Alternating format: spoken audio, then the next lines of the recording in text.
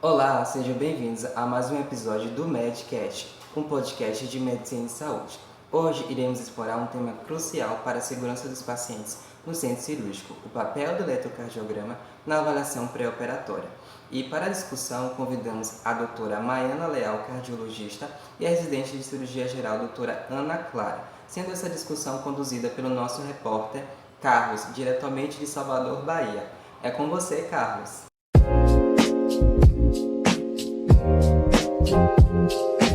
Sejam todos bem-vindos a mais um episódio do meu, do seu, do nosso Medcast, o seu podcast indispensável para atualizações médicas e na prática clínica.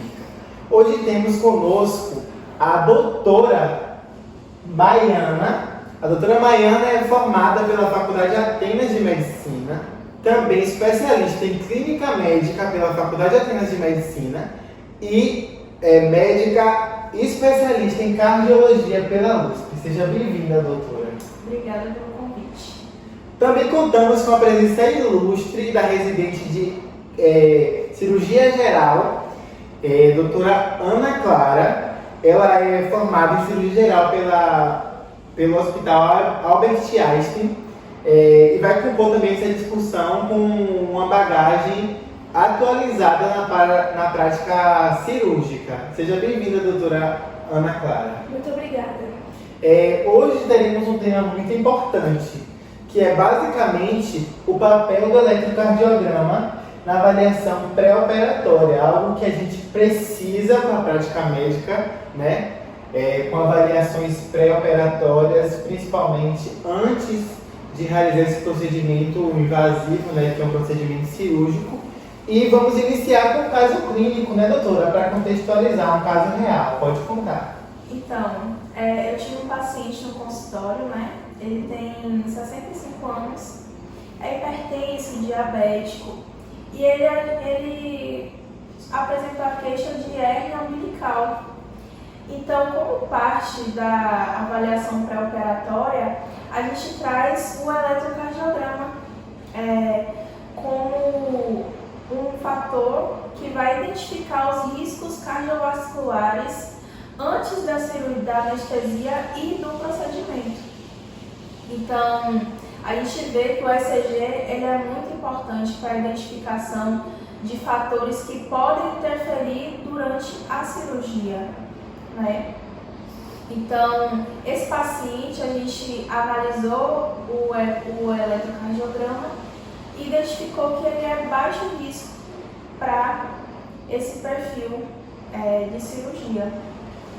Doutora, em relação ao ECG, né, como você trouxe nesse caso, que é muito importante para a contextualização, é tão importante assim antes da cirurgia, independente dela ser cardíaca ou não? Bom, basicamente a gente vai identificar fatores de risco presentes nos pacientes. Então, o ECG é de forma individualizada. Eu não vou pedir eletro em todos os casos. Eu vou pedir naqueles casos em que os pacientes têm mais de 40 anos, apresentam comorbidades como diabetes, hipertensão. Então, a gente vai identificar nesses pacientes que apresentam riscos para desenvolver algum tipo de complicação durante a cirurgia. Nesse caso, a gente também avalia, né, doutora, algumas pesquisas que trazem atualmente, os guidelines, principalmente o que trouxeram em 2024, sobre a importância, né, do ECG para essa triagem pré-operatória, principalmente para identificar algumas patologias, né? Quais são essas patologias? O ECG a gente consegue identificar alguns tipos de arritmia, né, como a fibrilação atrial. A gente tem também a questão dos bloqueios atrioventriculares. A gente vai ter algumas sobrecargas, alterações de repolarização, o intervalo QT prolongado também. São algumas das alterações que a gente pode estar identificando. E todas essas alterações podem dar algum tipo de complicação durante a cirurgia. Tudo de forma individualizada, né, doutora? Exato. É sempre bom lembrar. Exato. Agora, sim, se o ECG vier normal, isso significa um risco zero desse paciente ou como é que a gente avalia? Não. Com relação ao ECG, o ECG ele se limita apenas à questão de condução elétrica. Então, algumas outras condições não vai ser possível identificar no ECG, né? Então, a gente tem algumas alterações que não vão aparecer e que a gente vai ter que fazer alguns outros exames e também buscar na própria história clínica do paciente algumas questões que podem nos conduzir a outras comorbidades. Agora eu vou passar a bola para a doutora Ana. Doutora Ana, se o ECG estiver normal, com alguma alteração, se estiver anormal, a cirurgia é cancelada imediatamente? Como é que acontece? Na maioria das vezes não. Quando são identificadas anormalidades do ECG, a gente utiliza métodos adicionais. Então nós realizamos outros exames complementares, como o teste ergométrico, o ecocardiograma. Então, nós só cancelamos a cirurgia se o paciente tiver alto risco e precisar de um tratamento. Caso contrário, a cirurgia segue. Todos esses caracteres que a gente traz aqui de exames, né, são baseados nos scores, né, scores de risco que a gente tem para avaliação pré-operatória. Todos esses são encaminhados pelo cardiologista depois da avaliação desses exames, né? Tem o ASA, né, que é um dos principais que são utilizados na prática. E é muito importante, né, trazer isso para atualizar desses novos investimentos, das novas técnicas de abordagem desse paciente no pré-operatório. Em relação aos limites e as limitações, né, do ECG nesse contexto pré-operatório, como é que a gente pode abordar? Bom, basicamente, o ECG ele não é um exame completo. Ele é um exame que avalia algumas coisas, algumas alterações. E essas alterações podem ser alterações benignas, né? Então, a gente tem que tomar cuidado com classificar o ECG como algo que vai identificar tudo. Ele não vai identificar. Então, a gente tem, por exemplo, algumas alterações de obstrução que não vai estar sendo identificada no ECG.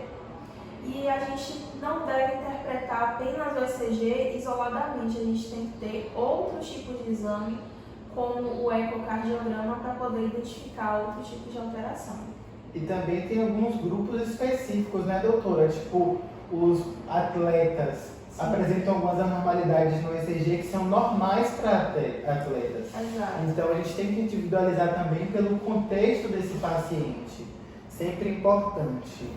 Doutora Ana, nesse caso que a gente está trazendo aqui na contextualização, o que é que o residente, principalmente de clínica cirúrgica, ele deve abordar nesses pacientes?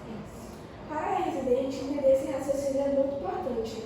Mesmo em cirurgias consideradas de baixo risco, o estado basal cardiovascular do paciente, a gente tem uma importância, porque a partir dele nós vamos tomar as decisões anestésicas e propriamente operatórias mesmo, né? Então, se o paciente tiver, mesmo que for um baixo risco cardiovascular, é muito importante para poder seguirmos com a cirurgia. Lembrando também, né, que a gente, ainda que seja especialista, a gente tem que ser médico. Então tem que avaliar o paciente como um todo, não estratificar apenas no procedimento cirúrgico, né, doutora? Em relação a evidências científicas, existem realmente evidências que trazem que o ECG alterado aumente esse risco cardiovascular no procedimento cirúrgico? Bom, existem estudos, inclusive um estudo que mostra que 23 mil pacientes eles foram submetidos a esse exame e foi constatado que determinadas alterações no ECG elevam o risco de mortalidade. Por exemplo, a questão do prolongamento do intervalo QT, né, que a partir desse prolongamento houve um maior índice de mortalidade. Então, mostra que isso é uma ferramenta que nos auxilia no diagnóstico precoce. Exatamente, doutora. Outro ponto que é bastante importante citar também é que, além de estratificar o risco, o ECG pré-operatório funciona como um traçado de referência. Então, ele é muito importante porque é necessário realizar o ECG pré-operatório e o ECG pós-operatório, para que possamos identificar se houve alguma alteração após a cirurgia e, a partir disso, tomarmos as possíveis providências. Exatamente, a gente vai comparar, né, esses ECGs. Exatamente. E se tiver alguma alteração a nível de eletrocardiograma, pode ter algumas causas, né, as causas relacionadas à indução anestésica, as causas do próprio procedimento, alguma infecção que desenvolveu uma endocardite ou algum outro cometimento. Finalizamos aqui o nosso Medcast, o seu podcast de atualização em medicina. Se você tem algum parente médico, algum conhecido, algum colega, envie para ele. É sempre importante, né, se atualizar na prática clínica. Até o próximo programa e ficamos com você aí no estúdio, Lucas.